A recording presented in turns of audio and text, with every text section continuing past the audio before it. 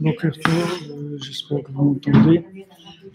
Ta chaîne, quelque chose qui est bloqué. Plus de son, ok. Qu'est-ce qui se passe là? Allez, celle-là, les fois, ça va être moins fraîche.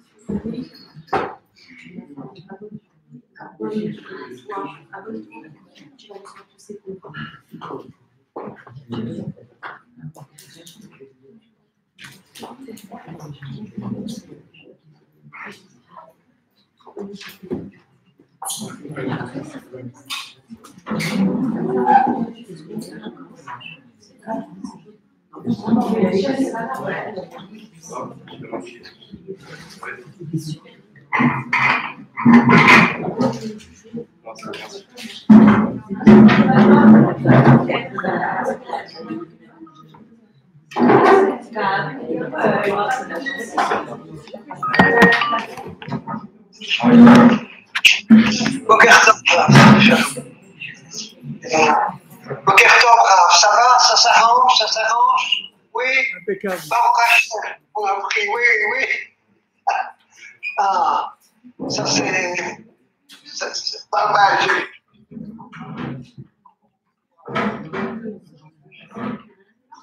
Ça va vous, David?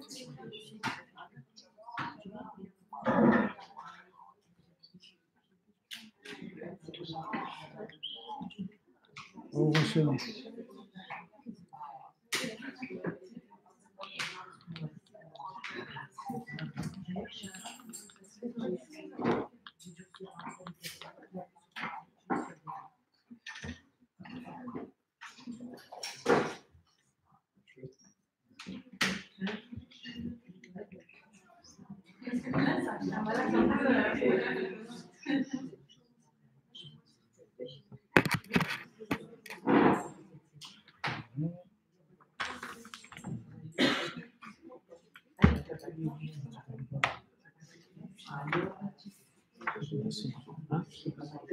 Le meilleur.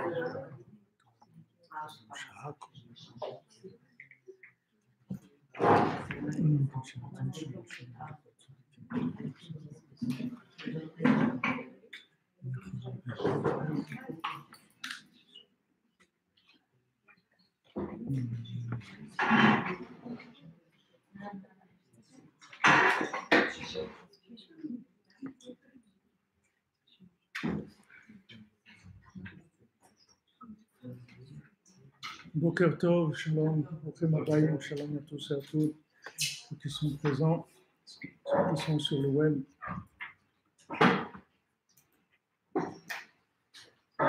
Est-ce que c'est bon le son, tout est ok? Oui. Alors on fait le shiur Bezrat Hashem Leilou Nishmat de Rachel Gez Bat Esther. Et aussi pour le refoua shlema d'un petit enfant qui est en train de subir une opération depuis très longue, depuis ce matin 8h jusqu'à 17h ou 19h ce soir. Il s'appelle Moshe Ben Rivka Vanessa. Refoua shlema. Avant Ben Ali Chaya Rizet. Refoua shlema. On est tous les malades. Et voilà que Bezrat Hashem, Hachem il efface toutes les souffrances et toutes les maladies du monde. Hachem. Que tous les hôpitaux fassent faillite. Ils ferment. Terminé.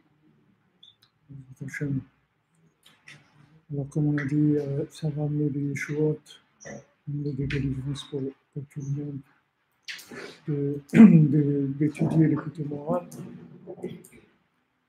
Vous savez que Rabbi Nachman, il a donné il a laissé un, comment appeler ça en hébreu, tout ce qui allait se passer. Il n'y aura pas de guerre, c'est déjà bien.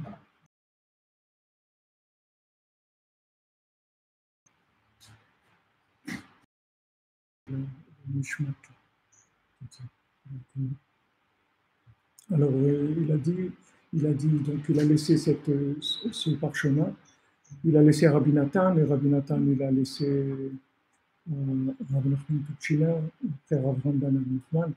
Mais Avram Ben Nachman, il n'a pas continué à le transmettre. C'est-à-dire, ça a été caché à ce moment-là. On dit que ma voix est très faible et distendue. Le son est faible. Attendez, il faut que je règle.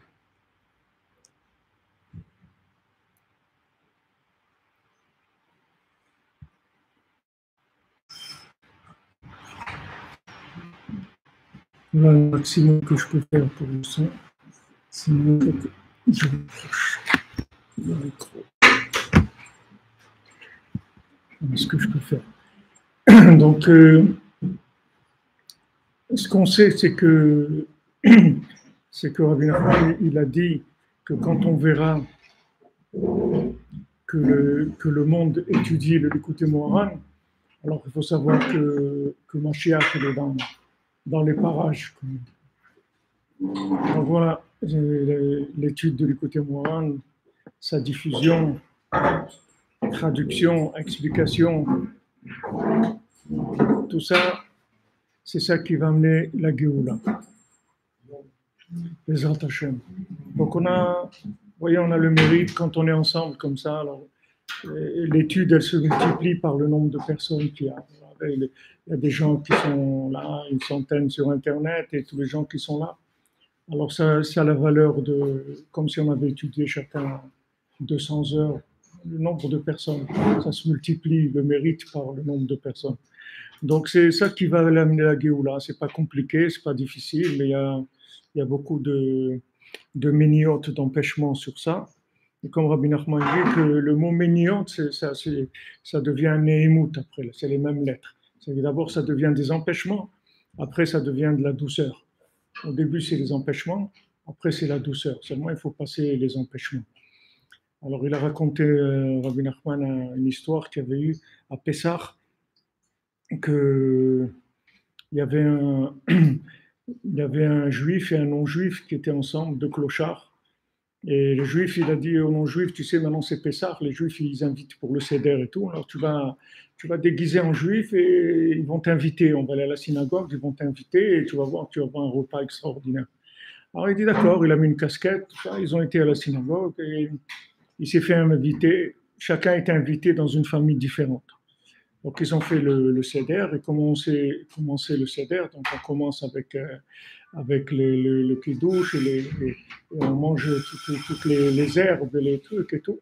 Et en dernier, on mange le maror, c'est-à-dire ce qui est amer.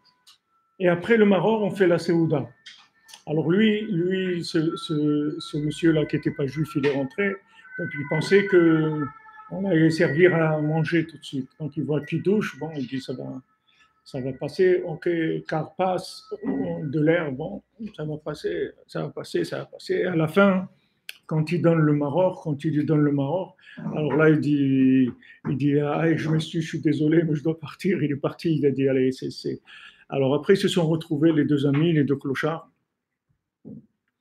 Alors, le juif, il était content, tout ça, il est bien rassasié. Et l'autre lui dit, ah là là, tu m'as envoyé chez une famille terrible, ils ont mangé que de l'herbe et tout. Et après, pour comme on dit, le comble, c'est qu'après, ils ont donné un truc hyper amer et tout, terrible, impossible de manger ce truc-là. Donc, je me suis sauvé. Alors il lui a dit, tu es un idiot parce que le repas, il vient juste après ça. Tu aurais attendu encore 2 minutes, tu avais tout le repas. Alors Rabbi Nachman, il a dit ça pour, dans la vie, c'est comme ça. Dans la vie, c'est comme ça. Malheureusement, les gens aujourd'hui, on est faibles et on n'a pas de force pour tenir les situations difficiles. Il faut beaucoup de patience, beaucoup de patience. C'est sûr, c'est que si on nous montrait les épisodes à venir dans notre vie, alors on aurait la force de tenir. Mais malheureusement, on ne nous montre pas les épisodes. Il y a beaucoup de gens qui craquent parce que c'est difficile. Rabbi Nachman lui dit, quand on ne veut pas souffrir un peu, alors il faut savoir qu'on va souffrir beaucoup. Quelqu'un ne veut pas aller chez le dentiste. Il n'aime pas soigner les caries.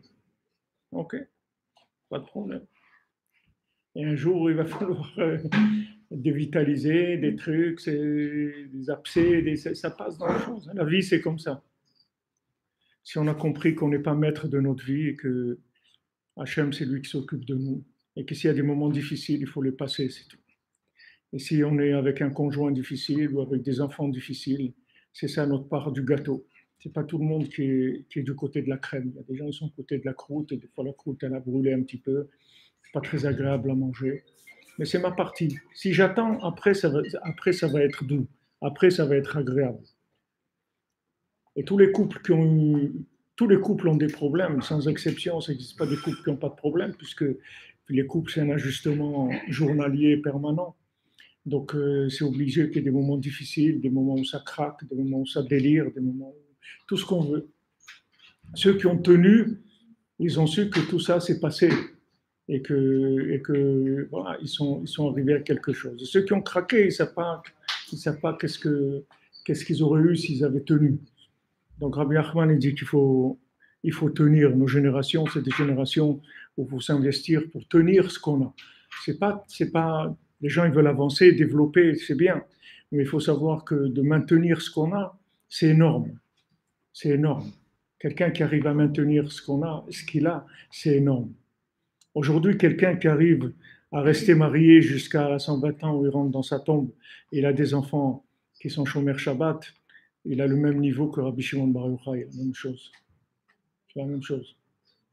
Quand il arrive de l'autre côté, il est accueilli avec tous les plus grands tzadikim qui a. Tout le monde vient le chercher, Rashi, Rabbi Shimon Bar Yochai, Rabbi Nachman, le Baal Shem Tov. Tout. Qu'est-ce qu'il a fait? Qu'est-ce qu'il a fait? Il n'a pas divorcé. Il a des enfants qui sont chômeurs Shabbat et tout. Maintenant, nous, quand on lit des livres d'autres générations, on a l'impression que c'est rien. C'est pas rien. Ce qui compte, c'est par rapport à ce qui vient autour. Qu'est-ce qu'il y a autour? Qu'est-ce qu'il y a autour? Quelqu'un me dit, il a bien vécu, il a tenu, mais où il habitait? Il habitait dans un repère de scorpions, de serpents. Il a réussi à ne pas se faire manger, de ne pas se faire mordre. Donc, ce n'est pas comme quelqu'un qui a vécu dans une atmosphère qui était favorable à ce genre de développement. Il vit dans un contexte opposé complètement. J'avais lu le résumé d'un livre où une dame qui a expliqué, une dame qui avait malheureusement l'avait divorcé avec 3 enfants, elle expliquait que le divorce aujourd'hui, c'est pas un problème, c'est pas parce qu'il y a un problème, c'est un phénomène de société, c'est tout, c'est une mode comme il y a la mode d'aller au ski ou la mode c'est des modes, c'est tout. C'est pas que les gens ont plus de problèmes ou moins de problèmes. C'est des phénomènes de société. Les gens, ils n'arrivent pas à se marier et quand ils se marient, c'est pas facile de tenir. Donc, il faut savoir que la donne, c'est pas la même. C'est pas la même. Donc, on n'est pas du tout. Il ne faut pas vous comparer avec quelqu'un qui vivait ni avec vos parents, ni avec vos grands-parents, ni avec des voisins, ni avec personne. Chacun, c'est son cas spécial, son cas unique et il faut tenir le coup. Il faut demander à Hachem beaucoup de force, beaucoup d'émouna pour tenir. Encore un petit peu, on va tenir encore un petit peu. Rabbi Nachman, il dit que s'il pensait qu'il allait vivre 2 jours, il n'aurait pas pu tenir. Mais il avait toujours l'impression qu'il allait vivre qu'1 jour. C'est pour ça qu'il arrivait à faire ce qu'il a fait. parce qu'il avait une mentalité d'un jour. Il dit voilà, un jour, on peut faire ça. Est-ce qu'un jour, on peut étudier beaucoup, prier beaucoup, ne pas dormir beaucoup? Un jour, c'est possible de faire ça? Un jour, ouais, je peux faire. Alors il faisait un jour, c'est tout.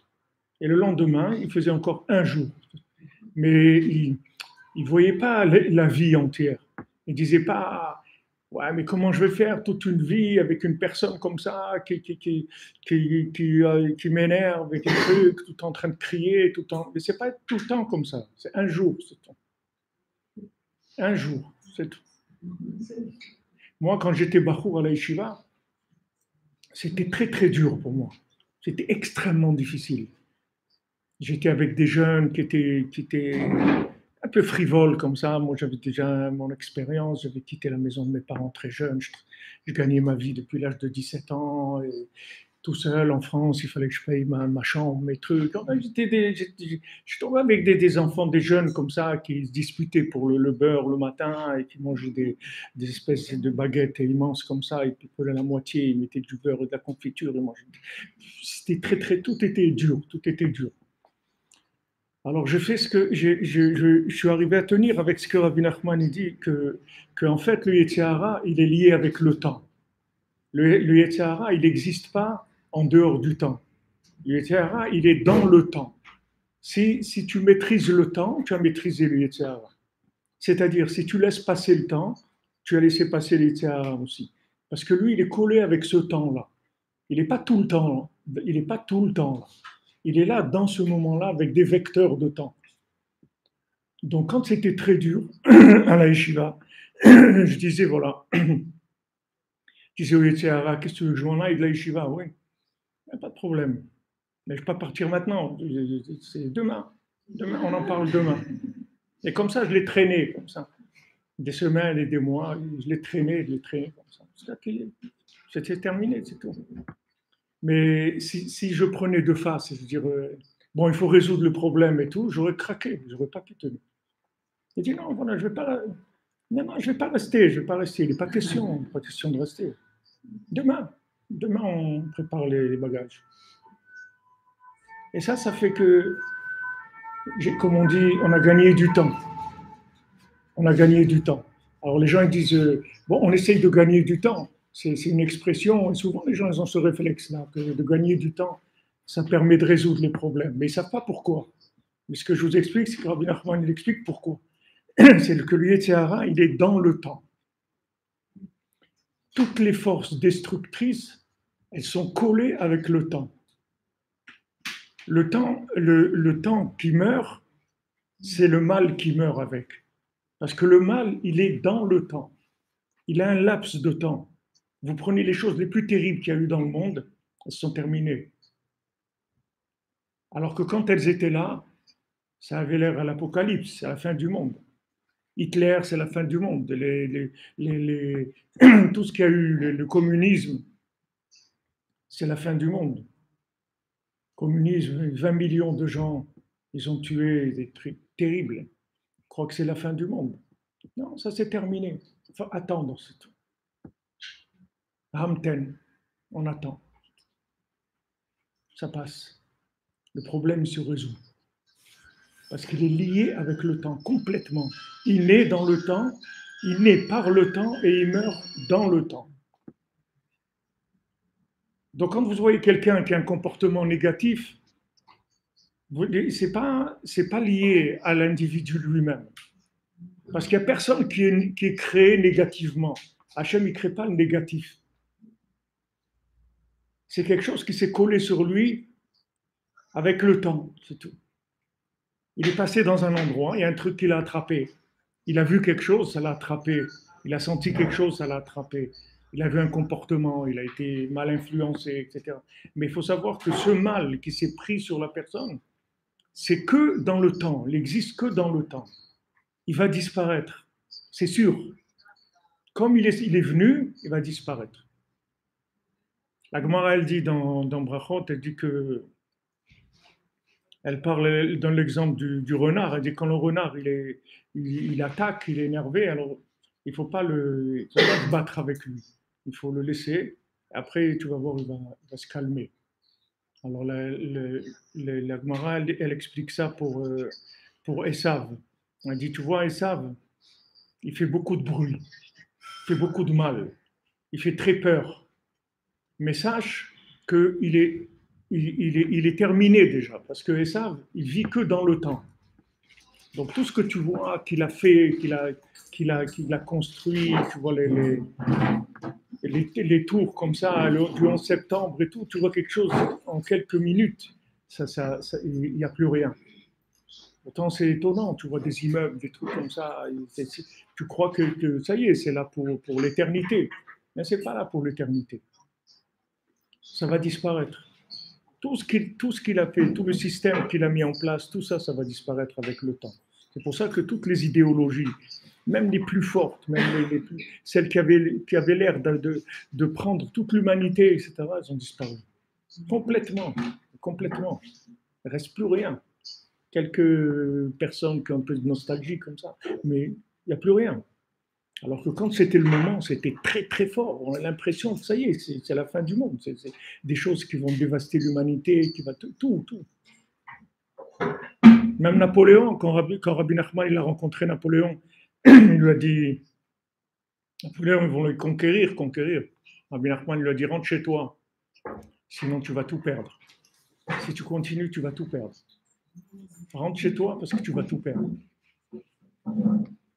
Mais bien sûr, il a dit, je préfère perdre, avoir essayé de tout prendre, plutôt que de décider de par moi-même d'arrêter. Vous voyez, ça, c'est la mentalité de Esav. Esav, il est capable, Esav et Amalek, c'est comme ça. Il est capable de tout détruire uniquement pour essayer le jusqu'au boutisme, d'aller jusqu'au bout, même si tout doit se détruire. Et le judaïsme, c'est le contraire complètement de ça. Le judaïsme, c'est l'opposé de ça. Parce que nous, on n'a aucun devoir de perfection. Nous, la perfection, c'est maintenant.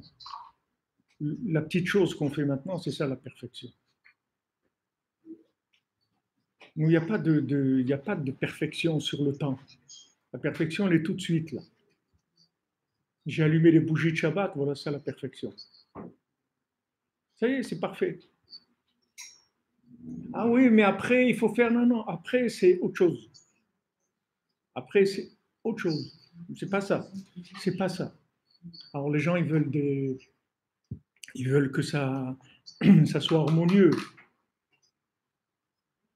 Quelqu'un, il fait Shabbat, il va à la synagogue et tout. Après Shabbat après-midi, des gens me disent, oh là là, Rabbi Fra, ce Shabbat encore, j'ai craqué, pas pu, j'ai fumé Shabbat après-midi. Alors, avant qu'il vienne Shabbat après-midi, il y a beaucoup de choses. Tu as fait le kidouche, tu as fait le vendredi soir, tu as le repas, tu as chanté, tu as été à la synagogue et tout. Ouais, mais regardez ce que j'ai fait après. Mais c'est là où Amalek et Esav, il vous attaque avec sa façon de faire. Parce que lui, il colle tout. Mais il ne faut pas coller. Ça n'a rien à voir, ça et ça. Ça n'a rien à voir. Je serai récompensé sur mon kidouche de vendredi soir, même si Shabbat matin, j'ai fumé, et j'ai pris la voiture et j'ai utilisé mon téléphone. Ça n'a rien à voir. Ça n'a aucun rapport. Ça, c'est ça, ça, c'est ça. C'est pas de rapport. Donc, il faut avoir, comme je disais tout à l'heure à quelqu'un, il faut avoir le ressort, il faut qu'il marche bien. Il faut qu'il revienne tout de suite. Il ne faut pas quand on tire qu'il reste tiré. Il faut qu'on le tire, il revient. Dès qu'on le lâche, il revient tout de suite. Je reviens tout de suite au bien. Parce que le mal, c'est pas ma nature, Rabbi Nachman dit. Le mal, c'est pas la nature humaine. La nature humaine, c'est le bien. C'est-à-dire, si vous voulez, essentiellement, naturellement, on est attiré par le bien, pas par le mal. C'est notre nature véritable. Donc, si on laisse le mal passer, comme on a expliqué ces dernières semaines, il a une force d'attraction qui est très forte quand elle est là, qui est très, très forte. Il faut le laisser, parce que sa force d'attraction, elle est momentanée, tandis que la force d'attraction du bien, elle est éternelle. elle est éternelle. Lui, il arrive à un moment à créer une distraction qui est une force d'attraction très forte, plus forte que le bien, mais ça va passer. Juste, il faut attendre, c'est tout. Il faut avoir la patience d'attendre. Mais comme on vit dans la société de Esav, c'est lui on est dans la galoute de Esav, dans l'exil de Esav.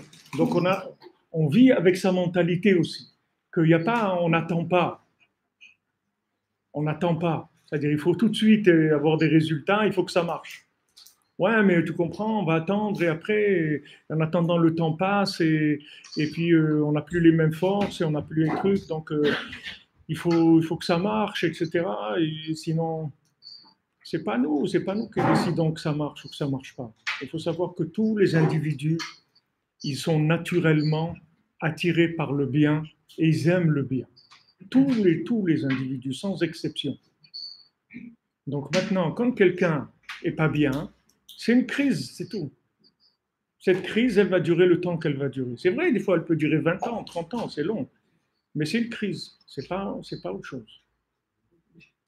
La personne, elle est bien, elle est pas mal, elle est bien. Et maintenant, on s'est fait attraper par un virus, un courant d'air. Maintenant, ce courant d'air, des fois, il est fort. Le virus, des fois, il est fort. Des fois, on s'en remet en 3 jours, des fois en 3 ans, des fois en 30 ans.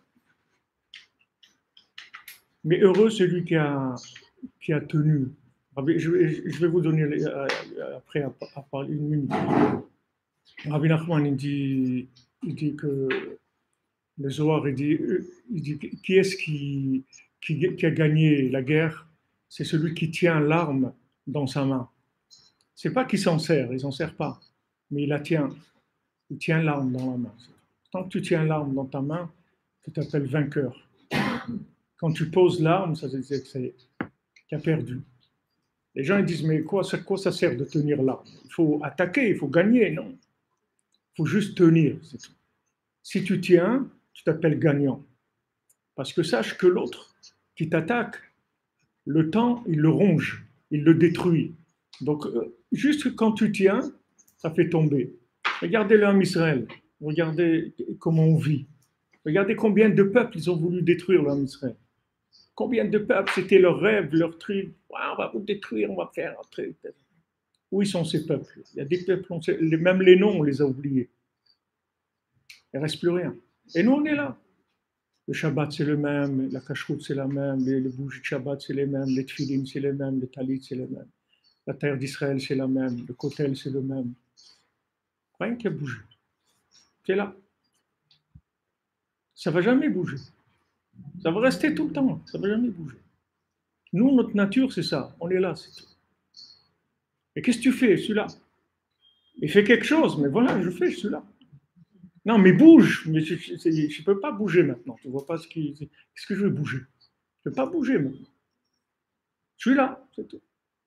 Et qu'est-ce que tu fais? J'attends. Mais quand tu attends, tu fais rien. Non, c'est pas vrai.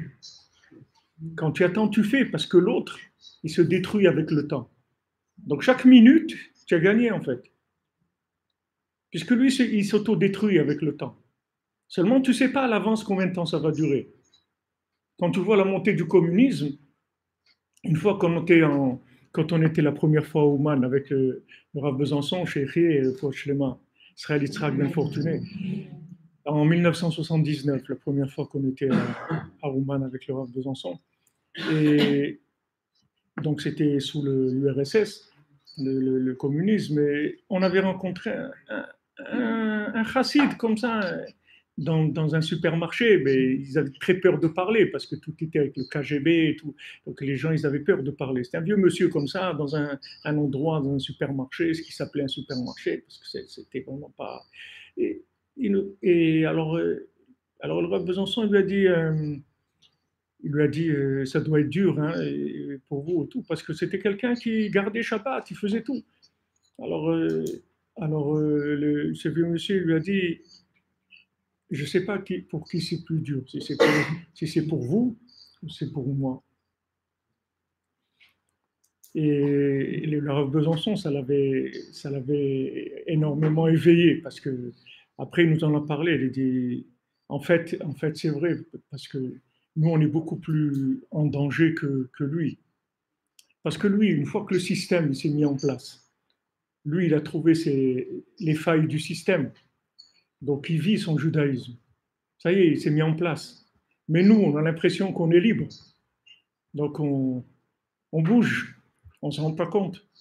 Tandis que lui, ça y est, le système est très dur. Le système, voilà, il est comme ça, comme ça. Donc, il a placé les repères. Et voilà, il fait tout ce qu'il a à faire. Il fait sa cacheroute, son Shabbat, tout ce qu'il a à faire. Il a trouvé comment contourner la loi. Mais celui qui croit que tout le monde est libre, etc., en fait, il est dans une épreuve beaucoup plus grande. Beaucoup plus grande. Donc, sachez que le mal, il est collé avec le temps. Il faut attendre. Et quand vous attendez, ne croyez pas que c'est passif, que vous faites rien. Quand vous attendez, vous faites détruire le mal. Vous voyez, Adam Arishon, toute l'histoire du monde, elle dépend de 2 heures, 2 heures et demie, c'est tout. Quand le serpent il est venu parler avec Rava, et qu'après, elle lui a proposé Adam Arishon, il lui aurait dit, n'est pas de problème, ma chérie, prépare pour ce soir, on mange, on le mange, le fruit, il n'y a pas de problème. Au repas du soir, prépare-le pour ce soir. Ben ça y est, s'il avait fait ça, ça y est. C'était réglé. Parce que c'était prévu que le soir, il fasse kidouche sur l'arbre, sur le fruit de l'arbre, la connaissance du bien et du mal. Ce fruit-là interdit, qui était la destruction du monde, c'était 3 heures, c'est tout. C'est un interdit de 3 heures, mais il ne savait pas. Il croyait que toute sa vie, il allait rester un tembel, un idiot, qui n'aurait pas le droit de savoir des choses, d'être intelligent, de réfléchir, de connaître, tout ça. Non, non, tout ça c'était prévu. Au contraire, Hachem, il voulait qu'il mange de l'arbre de la connaissance du bien et du mal. Il le voulait. C'est ce qu'il voulait. Mais pas maintenant, une fois qu'il rentre dans Shabbat. Il serait rentré dans Shabbat, tout serait mis en place normalement. Il aurait eu la connexion avec le Shabbat, avec l'infini, avec la foi dans Hachem totale, avec l'arbre de vie, avec le Gan Eden, et après, il aurait utilisé la connaissance, et ça aurait été une connaissance qui aurait développé tout ce qu'il avait, toute sa connexion à la vie. Il aurait développé avec la connaissance. Mais ça, il ne le savait pas avant. Il ne savait pas. Lui, il croyait que toute sa vie, on va le laisser comme un idiot, comme ça. Bon, il doit accepter ce qu'on lui dit. Voilà, fais ça, mais c'est tout. On ne va jamais lui donner d'explication. Il ne va jamais comprendre comment ça marche, etc. Alors, c'était frustrant. Il ne voulait pas. Il ne voulait pas. Mais toute cette histoire-là, c'était 3 heures maximum. Maximum, une histoire de 3 heures. Imaginez-vous quelqu'un dans sa vie, et on va lui montrer que tout ce qu'il a souffert, c'était une histoire de 3 heures. Une histoire de 3 heures. Il y avait un monsieur aux États-Unis, il était dans le coma pendant des années. Et un jour, les médecins ils sont réunis. Bon, comme c'est à la mode depuis quelques années, le truc de l'euthanasie, là en Suisse, je crois que ça coûte 4 000 ou 6 000 euros pour terminer. Ceux qui ont envie de terminer, Shalom, on n'a pas le droit. On n'a pas le droit du tout de faire ça. C'est la chose la plus grave qui existe. C'est de se... On n'a pas le droit. Quelqu'un, même si quelqu'un, ça fait 20 ans qu'il est comme ça, ben, il faut le laisser. Alors ça, c'était un monsieur, ça faisait des années qu'il était comme ça dans le coma. Donc l'équipe des médecins aux États-Unis, elle a décidé de le débrancher. Le chef des médecins, c'est un juif. Alors ils ont décidé de le débrancher, ils l'ont débranché. Maintenant, il est venu en rêve la nuit au chef des médecins. Il lui a dit, regarde, tu ne sais pas ce que tu m'as fait, le mal que tu m'as fait. En fait, je devais mourir dans 3 jours. Tu vois, c'est vrai que ça fait des années que j'étais comme ça, mais j'avais encore 3 jours à passer pour terminer tout ce que j'avais à réparer de toutes mes vies antérieures, etc. Et maintenant, à cause de toi, je ne peux pas rentrer au Gan Eden. Tu m'as débranché. Si ces 3 jours-là, tu m'as enlevé ma possibilité de rentrer au paradis. Tu m'as fait un mal terrible, tu ne sais pas ce que tu m'as fait. Alors c'est sûr que quand il a rêvé de ça, le médecin il s'est levé, il était complètement retourné, etc. Bon, c'était un monsieur, il n'était pas chômeur de la Torah, ni rien. Donc ça l'a éveillé. Alors il a pris sur lui que maintenant il allait devenir chômeur Shabbat et au moins ça l'a éveillé dans le bon sens. Alors il a commencé à faire Shabbat et alors après il est revenu en rêve, le monsieur. Il lui dit par le fait que tu as fait tchouva grâce à moi, alors ils me l'ont compté pour les 3 jours, j'aurais dû souffrir. Et voilà, sache que je suis dans le Gan Eden et vas-y, bonne route, continue sur la bonne route. C'est-à-dire que on ne sait pas, nous on veut changer parce qu'on est impatient, on voudrait que ça soit mieux, etc. Mais le mieux, c'est ce que j'ai maintenant. Le mieux, c'est maintenant. Le mieux. Les conditions idéales, c'est maintenant. C'est ça les conditions idéales. Mais comment vous pouvez dire ça? Regardez ça. C'est maintenant les conditions idéales. Comme en Israël, les conditions idéales, c'est avec le Hamas, tout ça, ça c'est les conditions idéales d'aujourd'hui. C'est comme ça, avec ça on doit faire. C'est ça, c'est l'idéal d'aujourd'hui. Et tout ça, ça va disparaître. Tout ça, ça va disparaître. Tout ce que vous voyez, la guerre, les trucs, la haine, tout ça, ça va disparaître. C'est juste une question de temps. Et en fait, quand vous vous battez contre, vous fixez la chose dans le temps. Au lieu qu'elle s'en aille, vous l'attrapez pour qu'elle reste. Vous produisez juste l'effet inverse. Maintenant, cette chose-là, elle doit durer 2 jours, 3 jours. OK? Il dit, ah non, il n'est pas question. Donc, tu arrêtes tout de suite, tout de suite. Quand tu dis tout de suite, c'est 3 jours, ça veut dire 3 mois. Parce que tu le fais rentrer. Tu le fais rentrer dans un temps qui est beaucoup plus long. Alors que de lui-même, il va se détruire.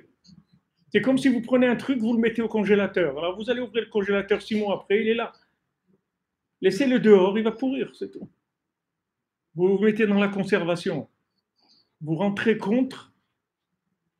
Le fait que vous rentrez contre, que vous établissez un rapport avec lui, veut lui donner une possibilité d'exister dans une notion au-dessus du temps. Alors que vous le laissez, c'est tout. Vous le laissez. Vous le laissez, vous ignorez le mal et il se détruit. Regardez à quel point cette chose-là elle est importante. Il y a une halakha, je ne vous ai pas oublié, madame, Philippe, parce que je suis sur un... non, mais c'est pour ça aussi que je vous dis. C'est pour ça, parce que je sais que c'est un... Ça roule dans le... La question, elle sort de ce que j'ai dit, et après, ça s'auto... C'est l'autofinancement, ça se fait tout seul. Regardez une halakha extraordinaire, c'est que maintenant, si quelqu'un, il a par exemple... quelqu'un lui a ouvert une statue par exemple, une grande statue de Bouddha, là, comme ça, un truc énorme. Il lui a offert ça. Quelqu'un lui a offert ça. Bon, lui, en tant que juif, il ne veut pas avoir ça chez lui à la maison. Qu'est-ce qu'il fait? Il l'amène dans une fonderie, il a fait fondre, et il fait des tables, des trucs pour chez lui, des meubles. Il n'y a aucun problème. Il n'y a aucun problème. C'est permis avec la halakha, il n'y a aucun problème. On peut prendre un objet d'Avodazara, d'idolâtrie, le faire fondre, le transformer, le casser, etc. et l'utiliser pour en faire quelque chose de ce qu'on a besoin tous les jours. Il y a une seule chose qu'on ne peut plus l'utiliser. Cette statue du Bouddha, on ne peut plus l'utiliser dans un seul cas, si c'est un juif qui a servi Si un juif, il a servi cette statue, c'est terminé. Elle n'est plus jamais récupérable. Pourquoi? Parce que dès qu'il la sert, il éternise. Il en rentre dans l'éternité. Donc c'est fini. C'est irréparable. Fini. Il faut qu'elle reste, la détruire complètement, mais elle est inutilisable, c'est fini. Parce que dès qu'un juif il touche quelque chose, en fait, il rentre dans l'éternité. Maintenant, quand vous vous battez, vous avez du bien en vous, vous voyez du mal, ça vous dérange, d'accord? Ça vous dérange. Vous avez par exemple un enfant. Avec les enfants, vous voyez très bien ça. Si vous voulez qu'un enfant il reste avec un problème, la meilleure solution, c'est de lui parler du problème tout le temps. Comme ça, vous êtes sûr qu'il va rester avec. Ça, vous êtes sûr. Vous êtes sûr. Vous pouvez être sûr.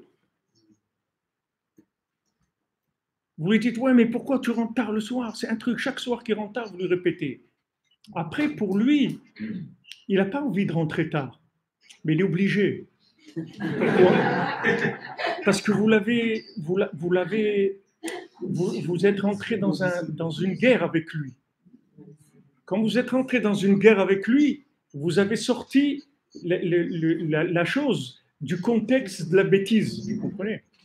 Quand vous ignorez la bêtise, elle reste une bêtise. Mais si vous êtes intelligent et vous considérez la bêtise, alors cette bêtise, elle devient intelligente, c'est plus une bêtise. Regarde, il parle de moi. Vous comprenez?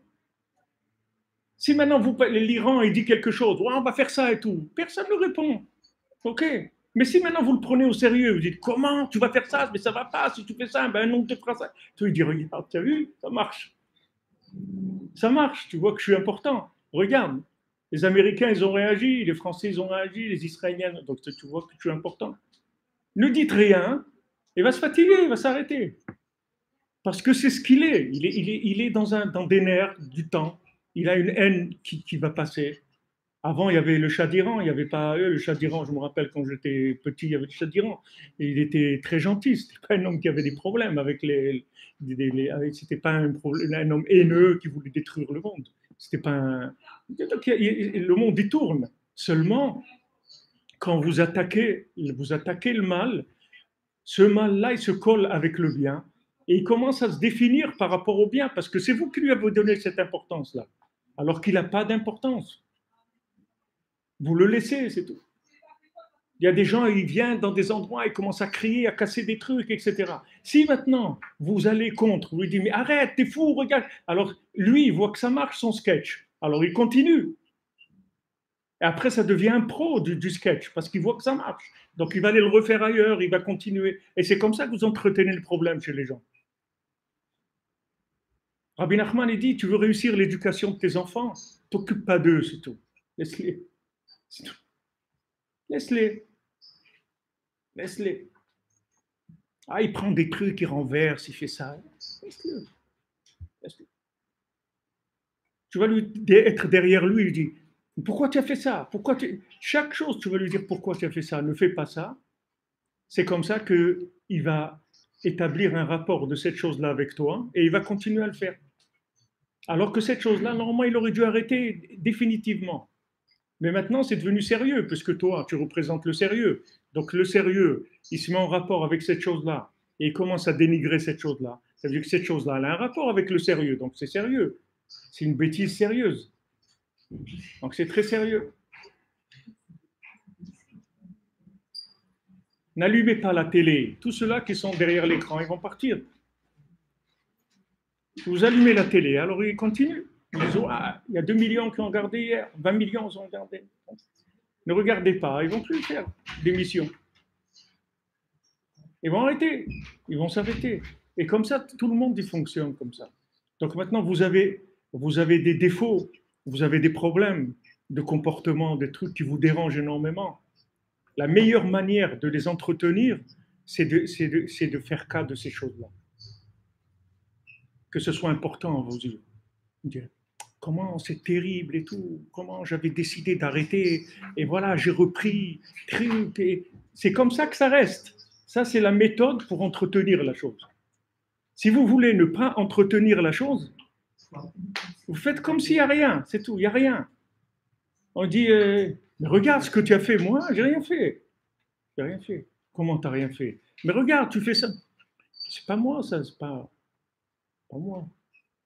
Il ne faut pas avoir peur de jouer ce jeu-là. Il ne faut pas avoir peur, parce que c'est comme ça que vous allez vous en débarrasser. Rabbi Nachman, il dit qu'à l'époque, il y avait les soldats qui venaient chercher les jeunes à l'armée. À l'âge de 16 ans, ils prenaient les gens à l'armée. David, combien de temps? 20 ans ou 25? 25. Alors, il prenait, en Russie, il prenait les jeunes de 16 ans, 25 ans à l'armée. C'est-à-dire, ils rentraient à l'armée, ils sortaient à l'âge de 41 ans. Alors, ils venaient chercher dans les maisons. Ils savaient que dans telle maison, il y avait un... Alors, ils venaient. Rabbi Nachman, il dit, quand ils viennent chercher, alors ils tapent à la porte. On ne répond pas. On dit, tape encore. Il tape. Et après, il s'en va, c'est tout. Personne qui a répondu, il s'en va. Si le mal, il voit que vous ne le considérez pas, il s'en va. Il s'en va. Il ne reste pas. Si un vendeur il vient pour vous vendre une machine à laver tous les jours chez vous, il tape tous les jours, et que vous ne l'achetez pas, il va partir, il ne va plus venir. Il va essayer une fois, deux fois, trois fois. Après, il s'en va, c'est tout, il ne viendra plus. Il sait que ce n'est pas une adresse où il va vendre. Le mal, c'est comme ça. Rabbi Nachman dit, t'en occupe pas du mal. T'en occupes pas. Parce qu'en t'en occupant, tu l'entretiens. Tu t'occupes pas, tu t'occupes pas. Et même tu joues avec. Parce que les Sahara vient et te dit, ouais, tu as fait ça et tout. Moi, mais j'ai rien fait, moi. Mais comment? Regarde, tu fais ça, tu fais ça. Moi, j'ai rien fait, moi. C'est pas moi, ça. Ça, c'est pas moi. Ça, c'est pas moi. Si maintenant, si maintenant je me trouvais, au lieu de me trouver là où je me trouve, d'accord? Au lieu d'habiter à Levallois ou à Créteil, si maintenant j'habitais dans la maison du Baal Shem Tov, d'accord? Est-ce que j'aurais regardé des films? Est-ce que j'aurais passé des nuits entières à regarder des films? C'est sûr que non. Donc tu vois, c'est pas moi. C'est le contexte qui produit ça, c'est pas moi. Si tu vois que tu me changes de contexte, je deviens quelqu'un d'autre. Donc tu vois que c'est pas moi. Ma véritable nature, c'est pas ça. Mets-moi avec une bande de tzadikim que je vais habiter avec eux, et tu vas voir que je vais devenir quelqu'un d'autre. C'est-à-dire moi. C'est-à-dire il n'y a que le bien qui est en moi qui pourra s'exprimer. Parce que ces tzadikim-là, ils ne regardent pas des films, ils sont trucs, ils parlent de Torah, etc. Donc moi, je vais être avec eux, c'est tout, automatiquement. Donc tu vois que c'est pas moi. Donc c'est pas moi, c'est tout. Donc quand j'ai fait une bêtise, tu vois que c'est pas moi. C'est le contexte, c'est l'époque, c'est toutes les conditions qui sont autour. Alors il ne faut pas le considérer, parce que si vous le considérez, vous allez faire de la fixation après. Vous allez faire de la fixation. La truc, elle fixe, elle se fixe. Après, c'est il défixe. Quand est-ce qu'on mange? Toute la journée. Il attend que ça.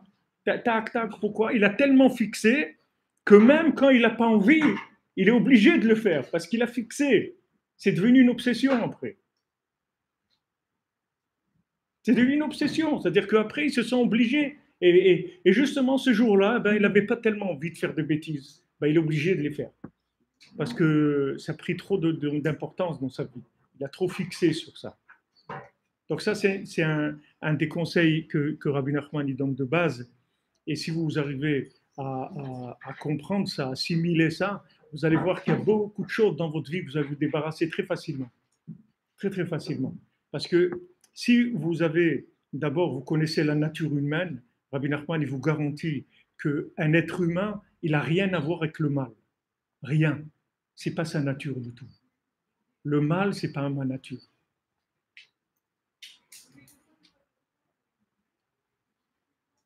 Moi, je suis pas mal. Animal, c'est un animal, d'accord? Celui qui dit moi je suis mal, c'est l'animal. Il dit animal, moi je suis mal. Mais un être humain, il n'est pas mal. Il n'a rien de mal. Sa nature, c'est de pas être intéressé par le mal. Maintenant, il y a tout ce qu'il y a eu dans le monde, avec tout ce qui s'est passé, etc. Donc, on a pris des mauvaises habitudes et des influences, etc. On vit dans des contextes qui nous poussent vers certaines choses, etc. Mais il ne faut pas prendre la responsabilité de ça et s'en vouloir pour ça et être triste pour ça et dire quand même j'aurais pu faire mieux, etc. Non, c'est pas moi tout ça. Tout ça, c'est pas moi. Et où elle est ma responsabilité? Ma responsabilité, elle est là, d'y croire ou de ne pas y croire. C'est là où elle est ma responsabilité. Je n'ai pas la responsabilité de l'acte lui-même, puisque quand je vis dans un contexte, le contexte, il m'oblige à faire le mal. Comme le Rambam dit dans les Chot Deot, il dit que quelqu'un il devient le produit du milieu dans lequel il évolue, qu'il veuille ou non. Qu'il veuille ou non, qu'il le veuille ou non, ça ne change rien du tout. L'endroit dans lequel il évolue, il va l'influencer. Oh, il a rachat ou il shreno. Malheur au méchant et à son voisin. Pourquoi est-ce qu'il a son voisin? Ben, son voisin, il va devenir aussi un rachat. Parce qu'il est voisin d'un rachat, c'est tout. Alors ça va l'influencer. On ne peut pas lutter. On ne peut pas lutter. Le contexte, le récipient dans lequel on évolue, c'est ça qui fait la chose.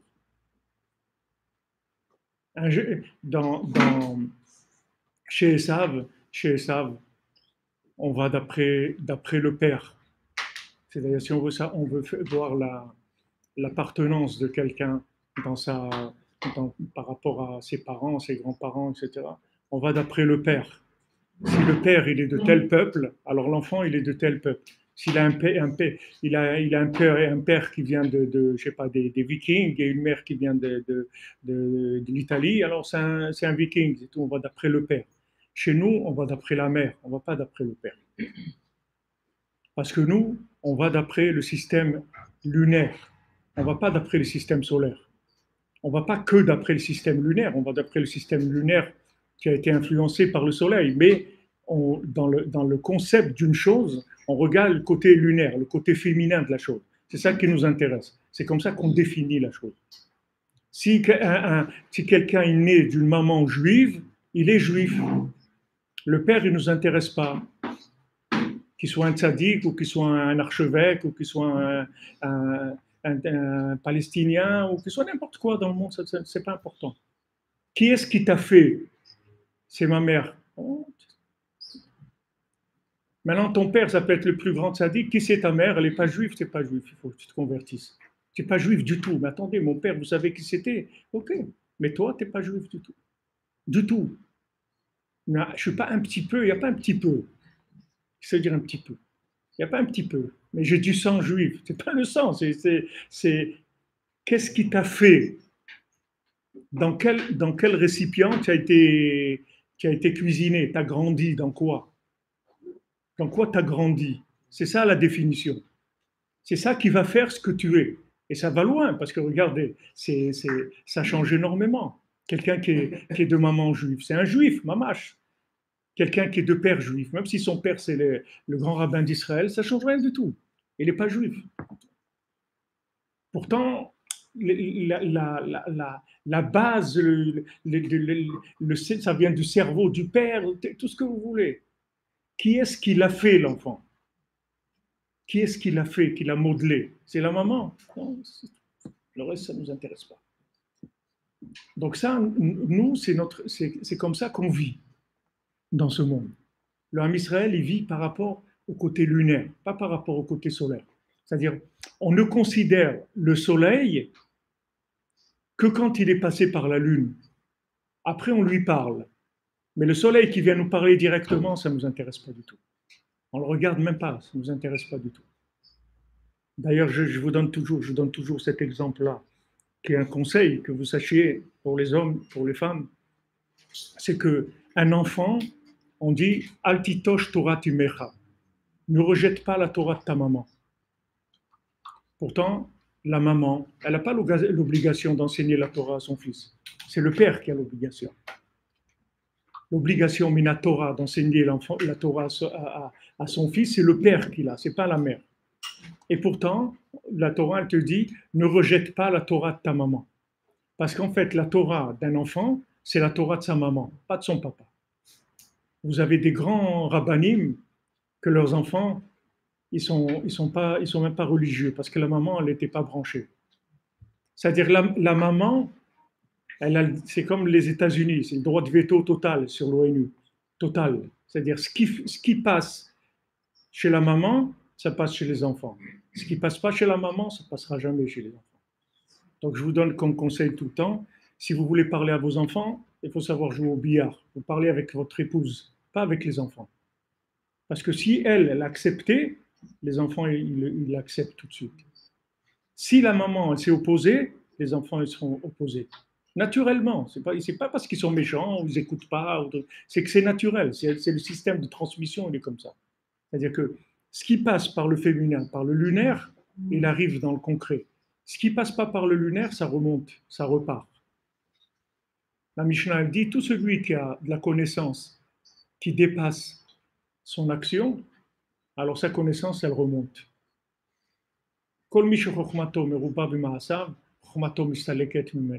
C'est-à-dire il a des connaissances, mais il n'a pas trouvé comment les réaliser.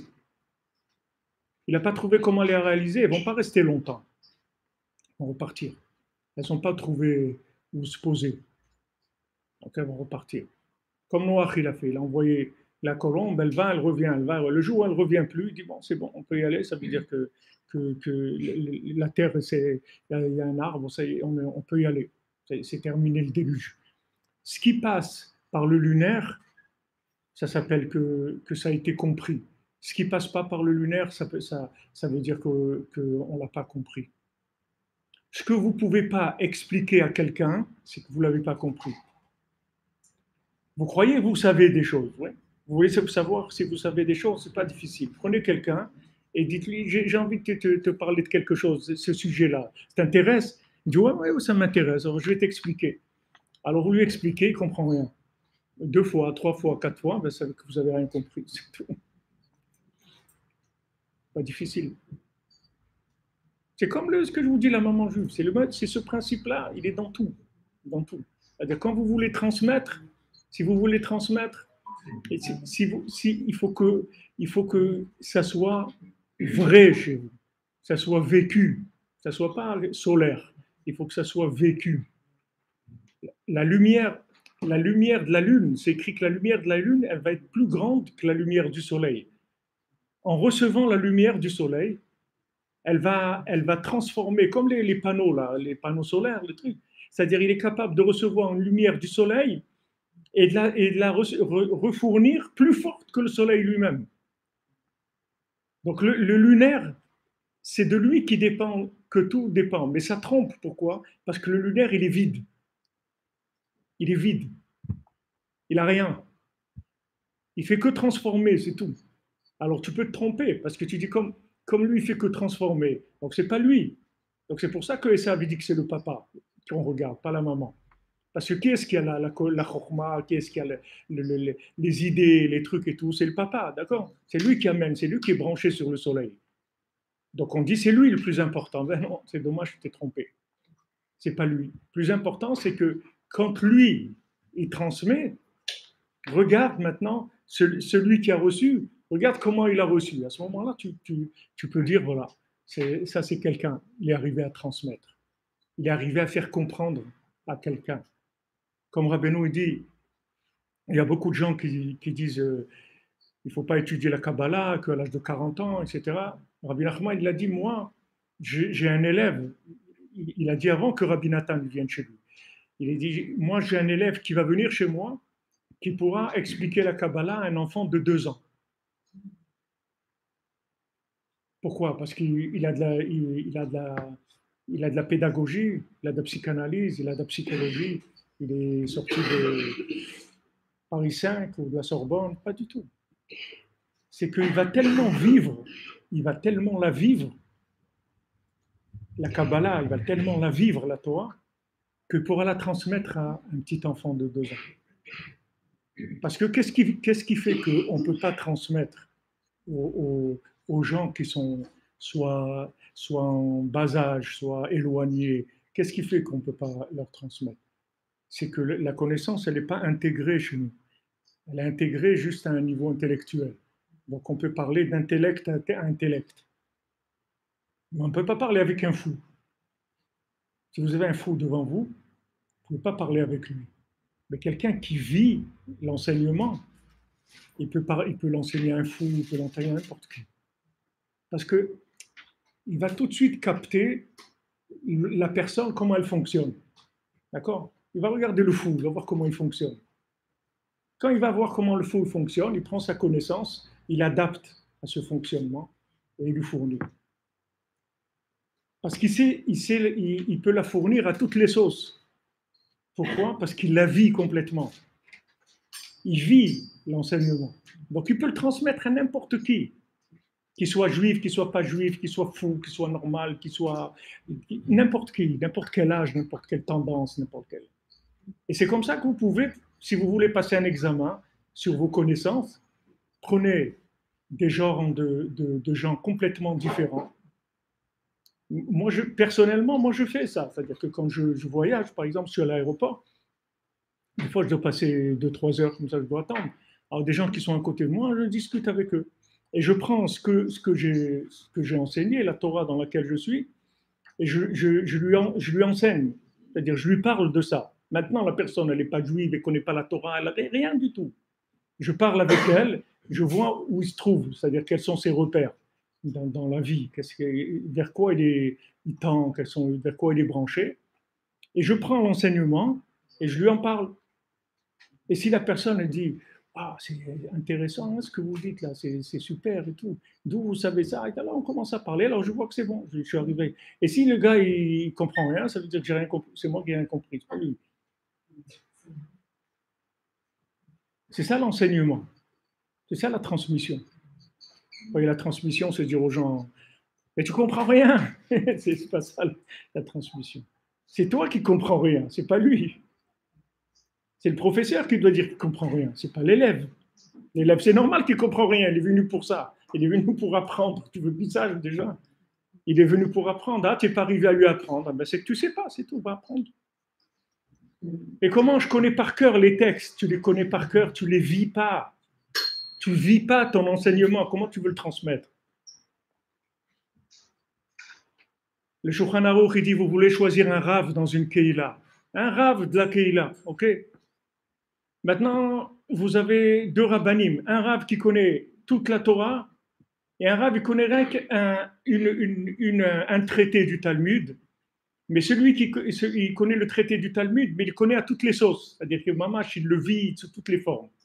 Et il y a un autre qui connaît tout, mais au niveau du vécu des choses, non. Il peut vous enseigner intellectuellement, il peut vous dire, voilà, ça c'est écrit là-bas, ça c'est comme ça, c'est comme ça. Les connaissances, il peut vous transmettre toutes les connaissances. Alors, le Shulchan Aruch, ça je vous dis, c'est la halakha. On choisit le Rav qui connaît rien un traité du Talmud. Pourtant, s'il ne connaît qu'un traité du Talmud, on va avoir des problèmes dans la communauté, parce qu'il y a des choses qui se séparent. Ce n'est pas important.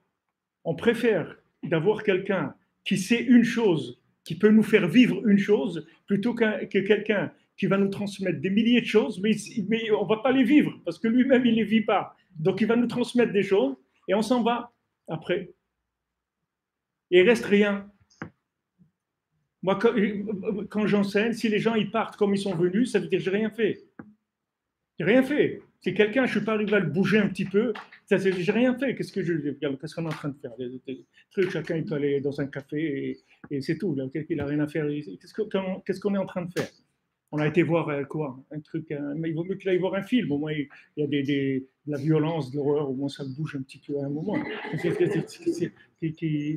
Quelque chose qui va bouger. Au moins, pendant un quart d'heure après, il va avoir un peu peur. Il va montrer dans le métro. Il a peur qu'il y ait un singe qui sort, ou tout comme il y avait dans le film. Au moins, il lui reste un petit peu dans la sensibilité. Là, il ne reste rien. Il s'en va. Il a entendu. Waouh. Il s'en va. Il n'a rien pris. Il n'a rien pris. Donc, sachez que le principal chez nous, c'est le lunaire. Mais Béhémeth, c'est le lunaire avec le solaire. Mais c'est le lunaire qui fixe le degré d'intégration de la lumière du soleil. C'est pour ça que notre calendrier, il est les deux. Il est lunaire et solaire. Les musulmans, c'est que lunaire et les grégoriens, c'est que solaire. Donc les musulmans, ça bouge dans l'année. Vous pouvez avoir le ramadan en été ou en hiver, ça bouge. Les grégoriens, ça bouge jamais. C'est-à-dire que ça ne s'adapte jamais à la réalité. Jamais. C'est figé. Ça ne bouge pas avec le temps. Ça ne suit pas la réalité. Les musulmans, ça rentre complètement dans la réalité sans avoir de ligne de conduite. Il n'y a pas de ligne de conduite. Ça suit complètement le... Et nous, on a les deux en même temps. Nous, vous avez Pessah, ça ne tombera jamais en hiver. Jamais. Parce que, en plus, à part ce que je vous dis là, pour compliquer un peu plus la chose, pour la rendre plus simple, mais plus compliquée, c'est qu'il y a un décalage naturel entre le soleil et la lune. C'est naturel. C'est-à-dire qu'il ne faut pas croire que le lunaire, il est comme le soleil dans sa façon de capter. Comme on dit que tu es dans la lune, tu es un petit peu dans la lune. Le lunaire, il est décalé par rapport au soleil, toujours. C'est pour ça que, par exemple, cette année, on va faire 2 mois de Hadar. Pourquoi on fait 2 mois de Hadar? On ajoute un mois, c'est pour rattraper le décalage de la lune par rapport au soleil. Parce que si on ne fait pas ça, on va se retrouver dans 2 ou 3 ans, Pessah, ça va être en plein hiver. Et Hanouka, ça va être au mois d'août. Si on ne fait pas ça, ça va tous décaler dans le temps. Toujours, je reste dans la même idée de ce que je vous restais avec ce que je vous ai dit au début, que les Tzara avec le temps. On est toujours dans cette idée-là. Donc maintenant, la lune, elle est en retard, si vous voulez, par rapport au Soleil. Par définition même. C'est-à-dire qu'il y a une lenteur de la Lune par rapport au Soleil. Donc même si le Soleil, il essaye de transmettre, la Lune, il faut adapter la transmission parce qu'elle tourne moins vite que le Soleil. Ça fait des décalages. Donc après, il faut rattraper ces décalages. Donc on le fait dans le temps, mais il faut le faire aussi dans le système de transmission. Il faut savoir que quand on transmet, ça ne peut pas donner exactement la même chose. Celui qui reçoit, il ne va pas recevoir exactement comme moi je lui ai appris. Après, il peut devenir même beaucoup plus fort que moi. Il n'y a pas de problème. Mais au moment où je lui transmets, il y a un décalage. Et il ne faut pas que ce décalage me décourage ou me dise, bon, il n'a pas compris tout. Non, il a compris, mais c'est juste un peu plus lent pour que ça réagisse. C'est tout. La réaction, elle est un petit peu plus lente. Donc le but de ce monde-là, c'est lunaire, c'est pas solaire. D'accord? Le soleil, c'est une proposition, c'est une information. Le lunaire, c'est lui qui fixe. Et si vous voulez, le principe de Rachel et Léa aussi, c'est le même principe. Rachel, c'est le principal, c'est-à-dire c'est elle qui va fixer tout. Tout vient de Rachel. Mais la racine de Rachel, c'est Léa. C'est Léa qui va permettre à Rachel de réaliser ce qu'elle va réaliser. C'est-à-dire Rachel, elle est lunaire par rapport à Léa. Léa, elle est solaire par rapport à Rachel. C'est pour ça que Léa, c'était l'épouse de Esav, normalement. C'est-à-dire Léa, Yaakov, il devait se marier avec Rachel, et Léa, elle devait se marier avec Esav. C'est pour ça que Yaakov ne voulait pas de Léa. Parce que quand il voyait Léa, il voyait la femme de Esav. Il ne voyait pas que c'est un rapport avec lui. Ça n'avait aucun rapport avec lui. C'était Léa. Mais si Léa, elle ne transmet pas à Rachel, Rachel, elle n'a rien.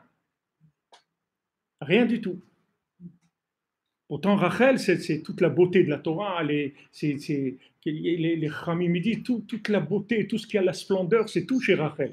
Et Léa, elle pleurniche tout le temps. Elle pleure comme ça, elle est tout le temps en train de pleurer parce qu'elle voulait pas devenir l'épouse de Esav. Donc elle pleurait tout le temps. Elle demandait à Hachem, s'il te plaît, je veux pas être l'épouse de ce rachat, je veux pas. Après, elle a eu le mérite par sa prière de devenir l'épouse de Yaakov. Mais Yaakov, il n'a pas reconnu en tant que son épouse. Quand il l'a vue, il n'a pas vu son épouse. C'était trop élevé pour lui. C'est-à-dire qu'il ne pouvait pas voir cette dimension-là. Et tous les Shvatim, c'est-à-dire le rov des Shvatim, ils viennent de Léa, ils ne viennent pas de Rachel.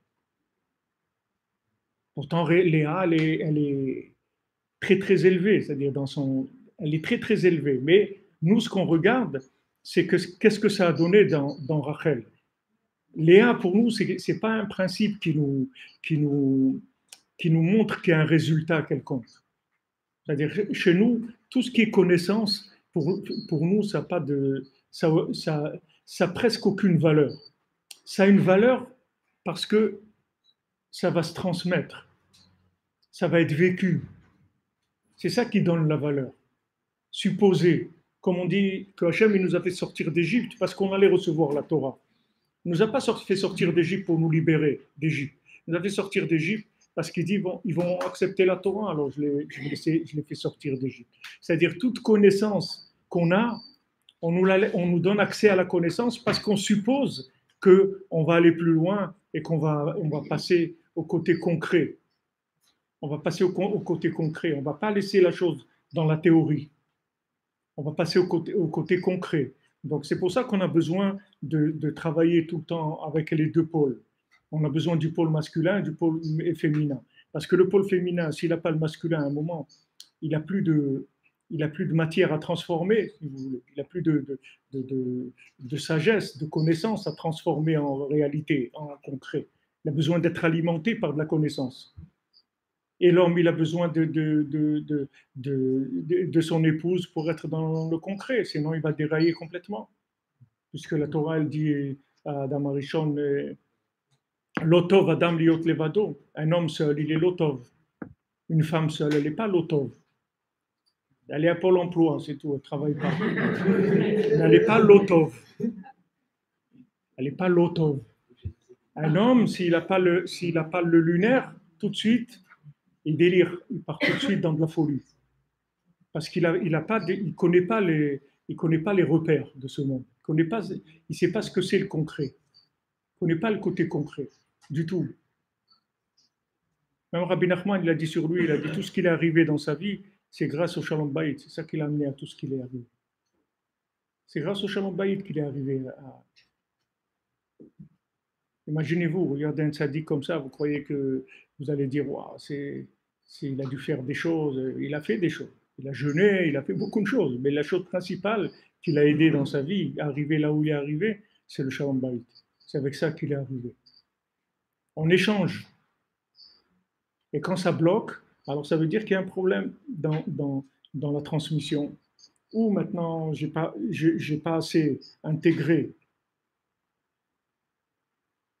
la connaissance de manière à la rendre concrète, réelle, pour qu'elle soit, comme on dit, mangeable. C'est comme la nourriture, c'est la même chose. Un homme, normalement, il est supposé amener la parnassa, il va au marché, il achète les trucs, il l'amène à la maison. Et sa femme, elle va rendre ça mangeable. Avant, c'est pas mangeable, c'est là, mais c'est pas mangeable. Maintenant, ça va devenir mangeable. Donc, si maintenant on n'arrive pas à manger, c'est qu'il faut voir, soit la chose, elle n'est pas bonne, soit elle n'a pas été intégrée, la connaissance, de manière à la rendre transmissible. Donc, il faut travailler sur ça. Il faut travailler, il faut intégrer plus la connaissance. Il faut intégrer plus. Une fois, il y avait des élèves du Baal Shem Tov, ils ont été dans une ville pour parler à la communauté. Et personne n'a voulu écouter. Les gens, ils n'écoutaient pas. Ils disaient, allez, vous énervez là, avec vos trucs et tout. Ils n'ont pas voulu écouter. Alors, ils sont venus chez Baal Shem Tov. Alors, Baal Shem Tov a dit comment c'était là-bas. Alors, ils ont dit, ah non, c'est des gens, ils ne veulent pas écouter, etc. Alors, Baal Shem Tov, il a dit, que ça veut dire des gens qui ne veulent pas écouter. Ça n'existe pas des gens qui ne veulent pas écouter. Allez faire tchouva. Allez faire tchouva. Et après, retournez. Et ils vont vous écouter. Alors, ils ont été, les élèves Baal Shem Tov, ils ont été dans la forêt. Ils ont prié. Ils ont demandé pardon à Hachem. Ils ont essayé de voir qu'est-ce qu'ils pouvaient arranger, etc. Et ils sont retournés dans la même communauté. Et les gens, ils les ont écoutés. Ils ont reçu leur Torah. Alors, Baal Shem Tov, il leur a dit, si maintenant on ne veut pas vous écouter, il ne faut pas en vouloir aux gens qui n'écoutent pas. C'est que la transmission, ce que vous transmettez, c'est pas mangeable. C'est pas prêt à être mangé. C'est pas mâché, on ne peut pas le manger. Comme il disait Rav Chaikin à la Vachalom, il disait, le vodka, on fait avec les pommes de terre. Mais si tu manges des pommes de terre, tu ne te saoules pas. Parce que même si tu manges 10 kilos de pommes de terre, tu ne seras pas saoul. Et pourtant, la vodka, on fait avec les pommes de terre. Alors viens, on va manger des pommes de terre, c'est la même chose. Puisque la vodka, ça se fait avec oui, mais il y a un alambic. Il faut la distiller, la pomme de terre. À ce moment-là, tu obtiens la vodka. Donc maintenant, si vous voulez, toute la recherche, elle est pourquoi Rabbi Nachman il parle tellement de la prière? Parce que toute la connaissance, si vous voulez, tout le vécu, même pour vous-même, même si vous ne transmettez pas, pour vous transmettre à vous-même, même si vous ne parlez pas de quelqu'un d'autre, vous-même, vous êtes énervé sur vous-même parce que vous savez des choses, vous n'arrivez pas à les faire. Alors vous croyez que vous n'êtes pas bien, mais c'est pas, non, c'est que vous n'avez rien compris, c'est tout. Mais comment je peux savoir quelque chose sans l'avoir compris? C'est très simple. C'est très simple. Tu peux dire à quelqu'un, voilà, tu peux dire à quelqu'un, voilà, il faut pas traverser au feu rouge, le truc, et il va traverser quand même, parce qu'il sait pas. Tu vas lui dire, le feu, ça brûle. Ok, tu lui as donné l'information, mais il sait pas. Il sait pas ce que ça veut dire, le feu, ça brûle. Il sait pas. Il comprend une idée, mais il sait pas ce que c'est dans le vécu. Donc maintenant, il y a des gens, ils étudient. Alors ils voient, il faut faire cette mitzvah, il faut pas faire cette avéra, etc. Ah ouais, c'est bien et tout, c'est vrai, bon, ça y est, allez, on y va et tout. Et il vient, boum, ça marche pas. Elle dit, mais attends, qu'est-ce que c'est ça? Mais c'est écrit qu'il faut pas faire ça, comment je le fais? Tu n'as rien compris, c'est tout. Mais j'ai lu, voilà, il faut pas faire ça, mais ça suffit pas, ça. Ça, c'est une information. Mais c'est pas vécu. Tu veux le vivre, il faut que tu pries sur ça.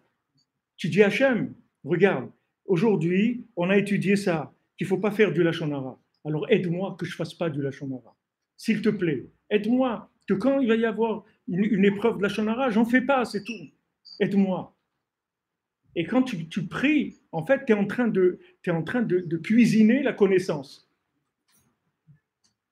Alors après, tu ajoutes un peu des épices, des trucs, si tu aimes la harissa, ou ce que tu veux, ce qui te plaît. Tu veux du piquant, tu veux mettre de la cannelle, ce que tu as envie, pour que la connaissance, elle te soit agréable. Une fois que la connaissance, elle va rentrer dans ton cœur, tu vas voir que tu n'as plus aucun effort à faire, c'est fini. C'est une évidence pour toi. C'est une évidence, c'est-à-dire il n'y a plus aucune chose qui va être un problème pour toi. Ni de les faire, ni de ne pas les faire. Ni de faire ce qu'il faut faire, ni de ne pas faire ce qu'il ne faut pas faire. Pourquoi? Parce que c'est intégré. Et c'est pour ça que je donne cet exemple-là souvent. Il y a personne qui a des cravates ici, ça va? Je ne vais pas vexer des gens. Esav, il met la cravate avec un nœud ici, ferme. Ici, il met un nœud. Pourquoi? Parce qu'il ne veut pas que ce qu'il y a dans la tête, ça descende dans le cœur. Donc il ferme ici, si vous voulez. Pour dire ce qui est dans la tête, c'est dans la tête. Et le cœur, on le met avec ce qui est en bas, pour le ventre et les plaisirs de ce monde. Le cœur, je le branche là-bas. Nous, on fait le contraire. Nous, on met une ceinture. C'est-à-dire, on a l'obligation de mettre une ceinture quand on prie. C'est là, même si c'est la ceinture du pantalon, un truc, c'est bien, ça, il n'y a pas de problème. Mais c'est écrit dans Shulchan Arour, on met une ceinture. Parce que nous, on dit, le bas, on sépare, ça ne nous intéresse pas. On ne veut pas investir là-bas, donc on sépare avec ça. Nous, on veut que notre connaissance, notre cœur, on veut le donner à notre connaissance. On ne veut pas le donner à nos sensations. On veut donner notre cœur à nos connaissances. Donc nous, on ne met pas la cravate. On ne ferme pas ici. Au contraire, on veut que ça soit ouvert, que ce qu'on a appris, ça descende dans notre cœur. Donc il ne faut pas vous inquiéter si vous voyez que ça fait des années que vous savez quelque chose et vous n'arrivez pas à le faire, ou des années que vous savez qu'il ne faut pas faire quelque chose et vous continuez à le faire. En fait, sachez que vous ne savez rien du tout. Vous avez une information, c'est tout. Mais vous ne savez pas ce que c'est, cette chose-là. Parce que si vous saviez ce que c'est, tout de suite, vous allez le faire. Mais vous ne savez pas. Et c'est là où Léa, elle rentre en action. Si maintenant, on avait eu Esav, qui était devenu l'ami de Yaakov, le serviteur de Yaakov, s'il avait été avec Yaakov, il n'y aurait eu aucun problème. Tous ces problèmes-là, ils auraient disparu. Tous ces problèmes de connaissance et fais ce que je te dis, ne fais pas comme je fais, tous ces trucs-là, ça aurait disparu. Mais comme maintenant, Esav, il est parti dans une autre direction complètement. Il est parti dans la direction d'en bas, c'est-à-dire du plaisir, de gagner de l'argent, de goinfrer, de prendre tous les plaisirs qu'on peut. Donc il a quitté complètement le côté du cœur qui se soumet à l'esprit. Donc Yaakov, il ne peut pas lui transmettre. Donc Yaakov, il est obligé de faire les deux tout seul. C'est difficile, parce qu'il est tout seul. Il doit faire les deux tout seul. Alors que normalement, Yaakov, c'est un spécialiste de la connaissance, de l'analyse, des choses comme ça. Il transmet à Esav, Esav, il cuisine ça, et il sert des choses prêtes à l'emploi, des méthodes de tchouva, des méthodes comment on se rapproche d'Hachem, des méthodes. Il donne des méthodes, des conseils. Les conseils, le principe du conseil, c'est féminin, c'est-à-dire c'est le concret. Il ne transforme pas en concret. Comme je vous l'ai dit plusieurs fois ces derniers temps, normalement, le jumeau de Yaakov, ça devait être David Améler, pas Esav. David Améler, c'est lui le vrai jumeau de Yaakov. C'est pas Esav. Maintenant, il y a eu des accusations dans le ciel à cause d'un problème entre Sarah et Abraham. Ça fait qu'il y a eu Esav. Mais normalement, ils ont beaucoup de ressemblances, David et Esav. Ils étaient rouges tous les deux. David aussi, il était rouge. Ils ont beaucoup de choses qui sont communes. David aussi, il a tué beaucoup de gens. Il était comme Esav. Esav, il était très sanguinaire. David aussi, il a tué beaucoup de gens. C'est pour ça qu'il n'a pas construit le Beth Amikdash. D'ailleurs, si David il avait construit le Beth Amikdash, il n'aurait jamais été détruit. Jamais. Il a été détruit parce que c'est Shlomo qui l'a construit, c'est pas David. Et si David l'avait construit, jamais il aurait été détruit. Mais David, c'était en même temps, vous voyez, un cœur, puisque Rabbeinu dit que David, c'est le cœur. Il dit que tu prends David Améler, tu prends l'orteil de son pied, c'est plus du cœur que le cœur de n'importe qui dans le monde. C'est-à-dire, David Ameller, c'était que du cœur. Mais pourtant, c'est un grand guerrier, David Ameller. Il a tué beaucoup, beaucoup de gens. David Ameller, quand il lançait avec une lance, il transperçait 800 personnes. Avec une lance. Il pouvait embrocher 800 personnes avec une lance. Il était très, très fort, David Ameller. C'était un guerrier, un tueur. Il avait cette chose-là de Esav. Mais tout ça, tous ces éléments-là, c'est juste des éléments de cœur qui ne sont pas intégrés. C'est comme le terrorisme aujourd'hui, c'est le même principe. Tous ces terrorismes-là, tout ce que vous voyez, le terrorisme, c'est du cœur qui ne s'est pas intégré à la connaissance, c'est tout. Donc ce cœur, il est parti complètement dans la destruction, dans le sanguinaire, dans la violence, etc. Mais ce cœur-là, si vous le branchez sur la connaissance, ça devient des choses extraordinaires. C'est messianique, si vous voulez. C'est messianique. C'est ça qui est messianique. C'est cette chose-là qui va amener le Mashiach. C'est ce principe-là. Alors, David Ameller, qu'on dit Mashiach ben David, etc. C'est le principe de Esav réparé. Si vous voulez. Alors, nous, on a tous ce problème-là. Comme on vit chez Esav, il y a une espèce de truc imaginaire, totalement imaginaire, parce que j'ai appris quelque chose, alors j'ai fini. Mais quand tu as appris quelque chose, tu as à peine commencé. C'est comme, vous savez, c'est exactement comme si vous avez un GPS. Vous écrivez l'adresse, vous voyez, vous dites, voilà, je suis là et je veux aller à tel endroit. OK. Alors, il vous cherche la carte, il vous dit, mais après, il faut appuyer sur démarrer, d'accord? Vous démarrez, et après, il dit, voilà, vous prenez, mais vous arrêtez, vous faites pas ça, ce qu'il vous dit de faire. Vous mettez l'adresse, démarrez, et quand il vous dit va à droite et tout, vous dites, ah ouais, c'est bon, j'ai compris. Et après, vous pleurez parce que vous n'êtes pas arrivé là-bas.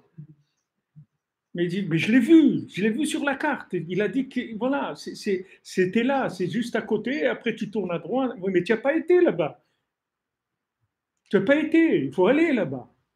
C'est pas parce que tu as l'information que de façon miraculeuse, ça y est, je vais devenir l'information. Mais entre l'information et le comportement, il y a un travail énorme qui se fait. C'est là où il est tout le travail. Alors les gens ils cherchent plus d'informations. Mais attends, est-ce que tu fais déjà ce que tu sais? Tu le fais déjà? Alors que c'est en train de remplir ton sac avec des connaissances que tu ne vas pas faire de toute façon comme tout le reste. Alors qu'est-ce que tu remplis des connaissances? Laisse tomber la connaissance.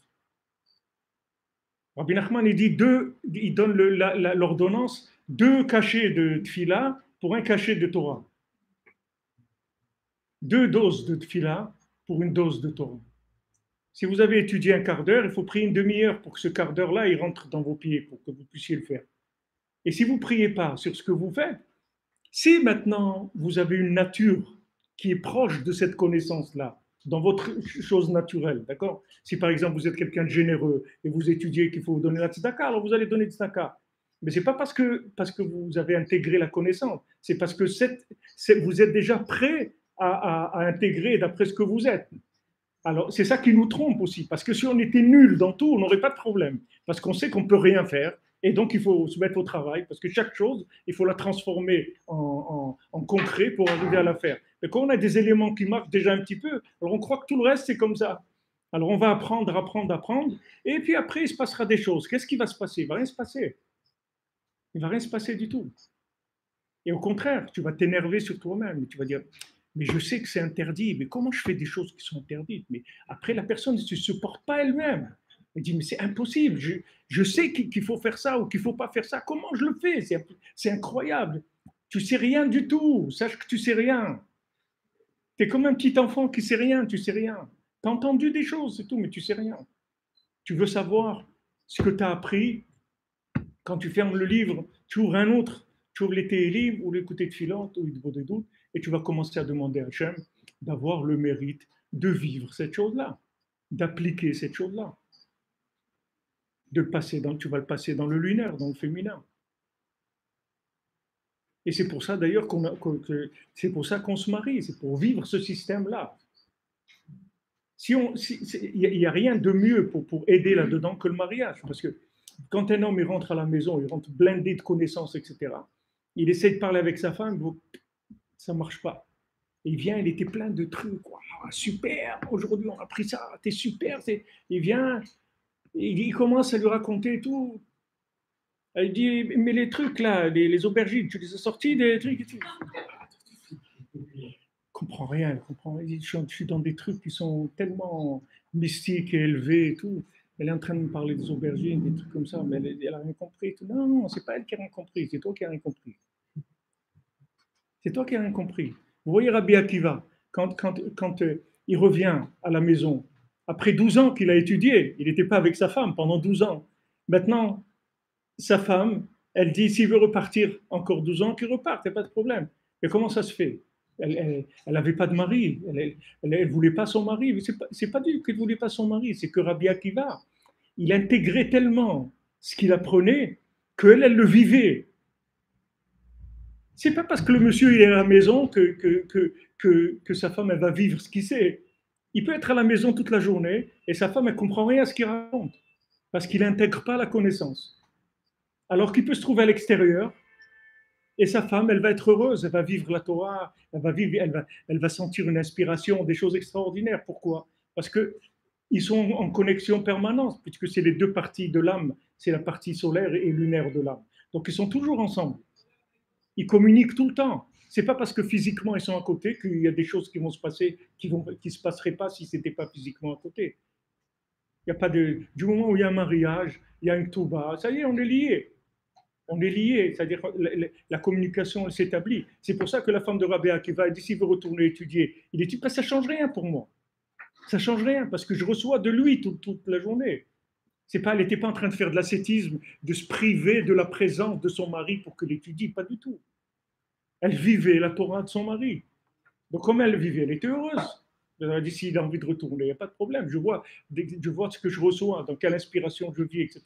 C'est merveilleux, parce qu'il est intégré. Alors, si vous voulez, pour conclure, parce que sur ça, on peut rester des heures encore sur ce sujet, parce que c'est un sujet tellement basique.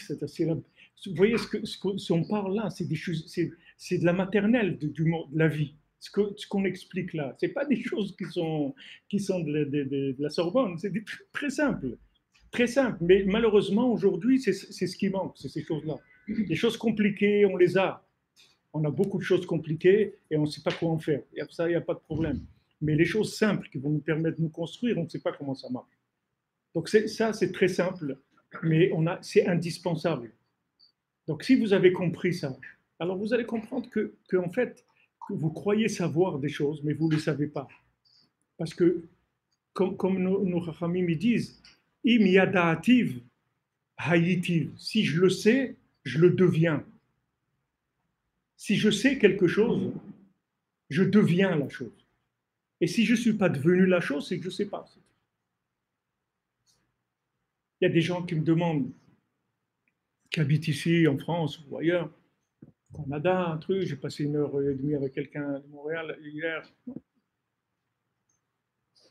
Ravi frère, est-ce que je dois monter en Israël? Je veux dire que tu dois monter en Israël. Ouais, est-ce que je dois monter? Voilà, maintenant, est-ce que je dois monter en Israël? Si, si tu me poses la question, alors je vais te dire non. Pourquoi? Pourquoi je vais te dire non? Ça veut dire que si tu as une question comme ça, c'est-à-dire que tu te trouves maintenant à Garges-les-Gonesse, d'accord? Tu es à Garges-les-Gonesse et tu as le Kotel à Maravi, d'accord? Tu me demandes, Ravi frère, qu'est-ce qui est mieux? C'est ça ou ça? Tu veux que je te réponde? Si je te réponds, je vais dire qu'il t'interne. Parce que si si je te réponds, je vais te dire il faut être interné, c'est tout ce que je peux te répondre. Si tu connais ces deux choses-là comme elles sont et tu poses cette question, ça veut dire qu'il faut il te faut un traitement psychiatrique. Mais comme je sais que c'est pas ça ton problème, je sais que tu sais pas de quoi tu parles. C'est pour ça que tu me poses la question. Alors comme je sais que tu sais pas de quoi tu parles, je te dis, pas pour l'instant, tranquille, doucement. Une fois, on dit il y avait quelqu'un en Israël il était dans une yeshiva, il avait cette question-là, est-ce que il doit faire 2 jours comme s'il était en France ou pas. Parce que maintenant qu'il est en Israël, il fait qu'un jour de Yom Tov ou il fait 2 jours. Alors il a demandé à un Rav. Alors le Rav, il lui a dit, si tu trouves maintenant une jeune fille en Israël, une jeune fille belle, bien, riche et tout, qui veut se marier avec toi, est-ce que tu serais d'accord? Alors il dit, je sais pas. Alors il dit, si tu sais pas, alors tu es un idiot, même le premier jour, tu n'as pas besoin de le faire.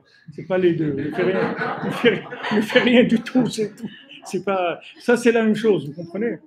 Quelqu'un me demande, Ravi frère, regarde les gonesse ou le kotel Maravi? Comment vous voulez que je réponde? Je ne peux pas répondre, je sais qu'il ne sait pas de quoi il parle, c'est tout, comme un petit enfant, c'est tout. C'est comme un petit enfant qui me monte un bout de papier ou un billet de 500 euros. Et il me dit qu'est-ce que je choisis, la serviette en papier ou le billet de 500 euros? Je ne peux pas lui répondre, parce que la question, elle montre qu'elle a la réponse en soi. C'est qu'il ne sait pas de quoi il parle, c'est tout. Donc tu vas aller en Israël, alors sache ce que c'est Eretz Israël, c'est tout. Étudie et prie. Et tu vas voir qu'un matin, tu vas te lever, tu vas aller à Charles de Gaulle et tu vas dire salut les amis, c'est tout. Hasta la vista, à la prochaine. C'est tout. Pourquoi? Parce que je sais, c'est tout. Mais il ne faut pas faire semblant. Hein. Il ne faut pas se faire semblant. Parce qu'on ne peut pas faire semblant de ça. Parce que si vous faites semblant, après on passe à la caisse. Et à la caisse, on ne peut pas faire semblant de payer parce que ça coûte très cher. Vous pouvez payer que si c'est vrai. Si c'est pas vrai, vous ne pourrez pas payer. Donc il y a beaucoup de gens qui souffrent énormément et qui sont malheureux parce qu'ils sont partis sur un coup de tête de voir vu celui-là, de voir vu l'autre. Mais eux, ils n'étaient pas motivés du tout. Eux, ils préfèrent être à Garges. Le matin, il va à la boulangerie, il achète ses croissants, sa baguette, ses trucs. Il rentre chez lui, il va au boulot, il a son CDR, sa petite communauté, il a ton truc. Il n'y a rien là-dedans, il n'y a rien de catastrophique. C'est très bien. Baruch Hashem, il fait sa Torah, il fait son Shabbat, il fait tout. Maintenant, tu veux aller en Eretz Israël, pas de problème. Commence à prier, c'est tout. Et si tu commences à prier, tu vas voir que tu vas te trouver en Israël. C'est pas que tu vas aller. Tu vas pas aller, tu vas te trouver là-bas. Elle va t'aspirer, la terre. La terre, elle va t'aspirer, elle va t'amener chez elle. Il n'y a aucun problème. Mais deviens la chose. Deviens la chose. C'est pour ça que tu as des questions. Parce que c'est des théories, c'est tout. Tu vois des images du cotel, tu rentres sur une webcam, tu regardes le cotel. Ok, c'est mignon, tout ça, c'est très très beau. Tu veux aller en Israël, il faut que tu passes par Léa. Il faut que tu pries, il faut que tu pleures, il faut que tu demandes. S'il te plaît, Hachem. Parce qu'il n'y a rien de pire que Hachem Ishmor d'être en Israël et d'avoir envie de partir. C'est la chose la plus horrible qui existe. Il n'y a pas rien de plus horrible que ça, que quelqu'un qui habite en Israël, il a envie d'aller habiter à New York. Il rêve de New York. Et il habite à Yerushalayim, il rêve de New York. Il n'y a rien de pire que ça. C'est l'horreur. Parce qu'il n'a aucune conscience de là où il est. Donc il est en train de payer le prix. Il vit dans un endroit très élevé. Ça coûte cher. Ça coûte cher. Si maintenant vous décidez de vivre dans un hôtel 5 étoiles, ça coûte cher un hôtel 5 étoiles. Mais si dans votre tête vous êtes dans un bidonville, c'est dommage. Parce que quand vous allez devoir payer l'addition à la fin du mois, ça coûte 500 euros par jour l'hôtel. À la fin du mois, ça fait combien? Ça fait 15 000 euros. Vous avez dans un bidonville, ça coûte 100 euros par an, c'est tout. Vous payez la truc foncière ou l'assurance tiers, ou je ne sais pas quoi, c'est tout. Vous n'avez rien à payer. OK. Mais si maintenant vous êtes dans un hôtel 5 étoiles et votre tête, vous êtes dans un bidonville, et quand vous allez recevoir la facture, ça fait très mal. Vous ne pouvez pas payer. Ça ne justifie pas un prix pareil. Ça ne justifie pas des gens qui vous bousculent. Ça ne vous justifie pas que vous allez dans un bureau, on ne vous regarde même pas. Ça ne vous justifie pas que quelqu'un va passer devant vous à l'épicerie. Ça ne vous justifie pas que vous avez un voisin depuis 5 ans et jamais vous dit bonjour. Vous allez voir plein de choses qui vont vous horrifier. D'où ça vient, ça? Ça vient parce que vous n'êtes pas raoui, vous n'êtes pas apte à vivre là-bas. Et Eretz Israël, c'est Emet. C'est le seul endroit où vous ne pouvez pas faire de l'embrouille. Allez où vous voulez dans le monde faire de l'embrouille. Allez habiter où vous voulez, mais pas en Israël. En Israël, c'est Emet. On vous met à votre place tout de suite. Et si maintenant, ce n'est pas vrai, votre enthousiasme pour aller en Eretz Israël, il est théorique, il n'est pas pratique, l'addition, elle coûte très, très cher. Donc, je vous donne un exemple pour Eretz Israël. Mais cet exemple que je vous donne, parce que c'est un exemple qu'on vit tous, on vit chacun à notre niveau cet exemple. Et si c'est pas nous, il y a des gens qui ont été, ils sont revenus. Je connais des gens, ils ont été 5 fois, ils ont fait le cadre, et 5 fois ils sont revenus. Bon, Rachem, la 6e fois ils sont restés. Mais ça lui a pris 5 fois d'aller, de venir. Alors, ne va pas 5 fois, va une fois, tu reviens plus. Il y a des gens, ils vont, mais il faut qu'ils restent un petit peu, il faut qu'ils aient des biens ici ou des trucs, ils veulent être un peu là-bas, un petit peu ici. Bon, ok, si quelqu'un, il vit un petit peu en Israël et un petit peu en France, c'est bien aussi, mais c'est du tourisme, c'est pas de la LIA. Je ne parle pas de la LIA de l'agence juive, je parle de la LIA de la Neshama. C'est-à-dire que il faut que vous sachiez aussi que quand vous venez habiter en Israël, on vous change votre Neshama. Vous voyez, à l'âge de la bar mitzvah, un enfant, il reçoit une autre neshama. À la bat mitzvah, une fille à 12 ans, elle reçoit un autre, pas une autre, mais une partie plus importante de son âme qui va lui donner une conscience complètement différente. Sachez qu'en Eretz Israël, quand vous voulez habiter en Eretz Israël, Rabbi Avraham Azoulay, le grand-père du Chida, il dit que le premier soir où vous dormez en Eretz Israël, quand vous êtes venu pour habiter, pour y rester, alors on vous change votre âme, on vous donne une âme, c'est-à-dire c'est pas qu'on vous donne l'âme de quelqu'un d'autre, la vôtre, mais on vous donne un niveau beaucoup plus élevé. Donc vous fonctionnez si vous voulez, vous fonctionnez comme l'âme de Shabbat de quelqu'un qui vit en dehors des restes d'Israël, dans la semaine. Le Shabbat, mais ça, il faut supporter ça. Ce boostage-là, il faut le supporter. Si maintenant vous n'êtes pas sincère dans ça, c'est-à-dire que c'est pas votre place, si on vous donne ça, on vous détruit. Parce que vous allez voir des choses qui vous rendent dingue. C'est-à-dire que ça devient insupportable. Ça devient une lumière que vous ne supportez plus, une conscience que vous ne supportez plus, parce que c'est trop fort pour vous. Donc vous voulez aller en Israël, Baruch Haba, que Hachem vous ouvre les portes, tout de suite, il n'y a aucun problème. Mais priez, que ça devienne évident. Que ça devienne évident. Que vous voyez que vous voyez vraiment que Garges les Gonesse par rapport à Yerushalayim, c'est une poubelle par rapport à un diamant. Il faut que vous voyez ça avec vos yeux, que ça soit clair.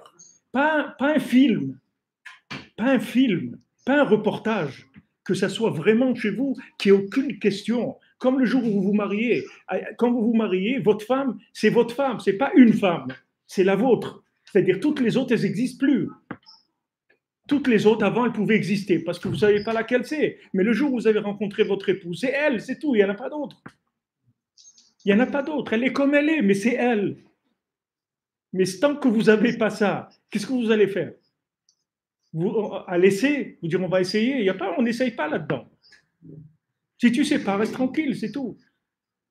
Des gens me disent, Rabbi Fra, j'ai rencontré quelqu'un et tout, mais je ne suis pas sûr. Je dis, tu n'es pas sûr, tu ne te maries pas. Tu attends, c'est tout. Il dit, oui, mais ça fait 3 mois et tout. Ben, tu attends 3 mois, 6 mois, 1 an. Oui, mais elle risque de partir. Ben, qu'elle parte. Parce que si tu n'es pas sûr, vous allez être malheureux, c'est tout. Si maintenant, tu n'es pas sûr, qu'est-ce que tu vas voir après? Quand il faut commencer à sortir l'échec, ça va être très, très difficile. Parce que si c'est ton épouse, mais tu vas lui donner tout ce que tu as. Tu n'as aucun problème. Toi, tu t'achèteras pas des vêtements et trucs, tu l'achèteras à elle, mais tu n'as aucun problème. Tu ne vas même pas te poser de questions. C'est même pas une question pour toi. Mais si maintenant tu n'es pas sûr, c'est horrible. Tu vas rentrer, non, ne te marie pas, c'est tout. Tu vas la rendre malheureuse à elle et toi aussi tu vas être malheureux. Laisse-la tranquille, c'est tout. Et qu'est-ce que je fais? Rien. Tu pries, c'est tout. Tu pries. Il faut mériter de voir. Il faut avoir un mérite, il faut avoir les yeux qui voient. Quelqu'un, il faut qu'il mérite de reconnaître son épouse et d'être sûr que c'est elle. C'est un mérite.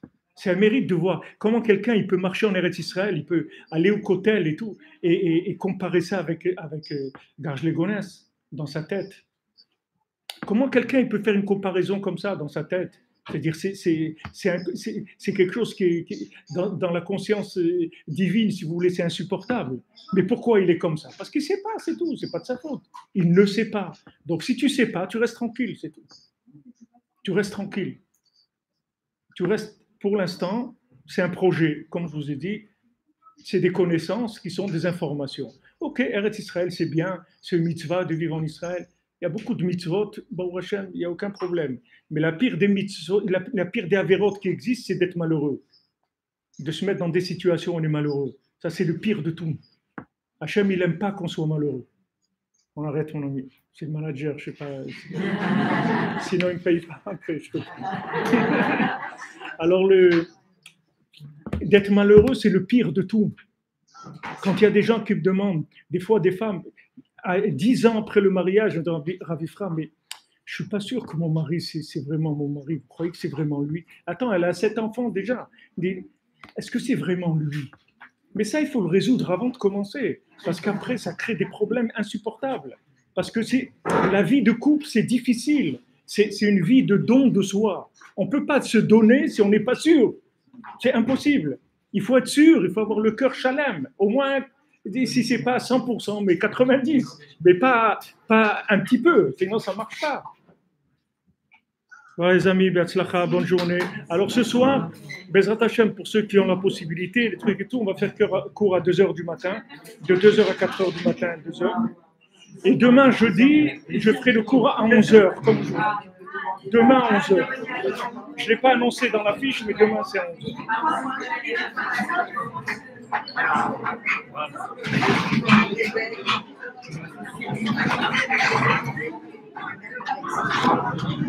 C'est pas de ma faute, ça ne peut pas s'arrêter. Ils vont oublier après.